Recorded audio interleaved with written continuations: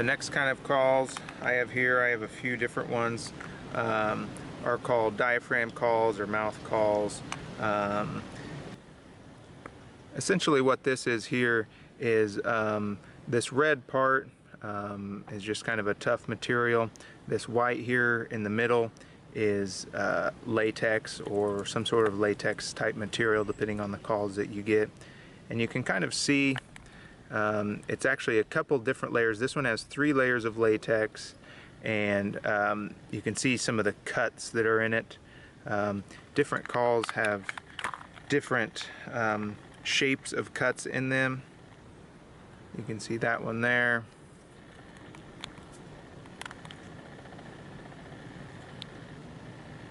Different shape there, and yet another shape there. And each one of those gives you a little bit different sound, and so you can use different ones at different times. So essentially what you're doing is you're putting this in your mouth. The flat end goes forward like this towards the front of your mouth, and you're pushing air between your tongue. This holds up against the roof of your mouth. You're pushing air between your tongue and this to make the sound, and you're using your mouth to adjust the tone and the sounds that you're making.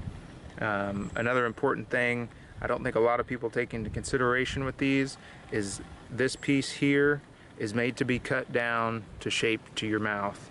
I know when I get these, I put it in my mouth, it's way too big. It's like going out to my teeth, and it feels like it's going in the back of my throat. So I cut these down little by little, because once you take off too much, it's ruined. So I just kind of follow the shape just with a regular pair of scissors around the edge and just cut it down until I feel comfortable with it. They usually also, right next to the latex, there's a little piece of metal or something in there that you can bend, and you can get that bent to the shape of the roof of your mouth as well. So I'll try and show you a few different calls here.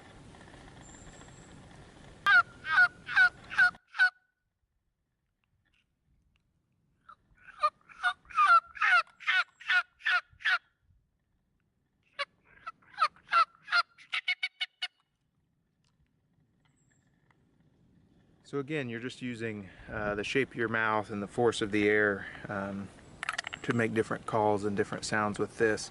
And again, you know, I remember the first year that I ever went turkey hunting, I had absolutely no idea what I was doing. I didn't even know what real turkeys sounded like, to be honest with you. I went with a friend of mine who was pretty much in the same boat, and he had a diaphragm call, and we had no idea what we were doing. We would make like one yelping sound every 10 minutes, and obviously we didn't know what we were doing. So when you're using these calls, you want to try to keep the turkeys engaged. You want to sound very realistic, and you always want to be thinking that there's a turkey nearby. When you start calling and you're calling too loudly, turkeys have amazing sense of hearing and perception. When they hear a sound, they have the ability to very much pinpoint where that sound came from.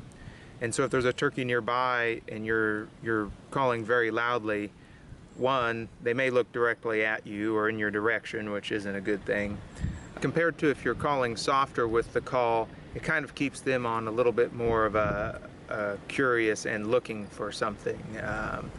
And so when I go out first thing in the morning, I always start off calling quietly. Also, it's known as tree yelps, which are similar to the regular yelps that I demonstrated, but a little softer, and that's referring to when the turkeys are still roosted up in the trees, and they just kind of yelp to each other lightly, and then when they fly down, they get separated, they tend to be a little more loud. So you always want to be cautious about, you know, turkeys being around you, and if you see a turkey that you're trying to call into you, you know, if a turkey's headed into you, generally I stop calling. If they're headed in the right direction, I'm not calling, because all I'm going to do is alert it to my position or make a mistake with the call and not sound like a turkey, and they're going to be gone.